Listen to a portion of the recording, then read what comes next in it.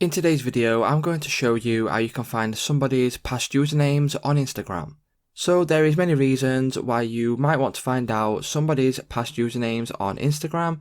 So the first thing you will need to do this is open up your Instagram app. Once you open up Instagram, what you can do is find the account that you want to find the past usernames for. So for me, I'm just going to go ahead and search and use Instagram's page for this example on this tutorial. So what I'm going to do is click on Instagram's page here, and all you need to do once you are on somebody's page and you want to find out their former usernames is click on the three dots in the top right hand corner of your screen.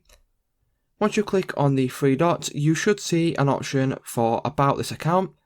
Once you click on About This Account, as you can see in the middle there is an option now for former usernames, and this account hasn't got any at the moment, but what you will see if the account that you are looking at has any former usernames, there will be a number right at the side and you will be able to click on it and select it, and then whatever usernames they have used in the past will show up in a list under this tab here.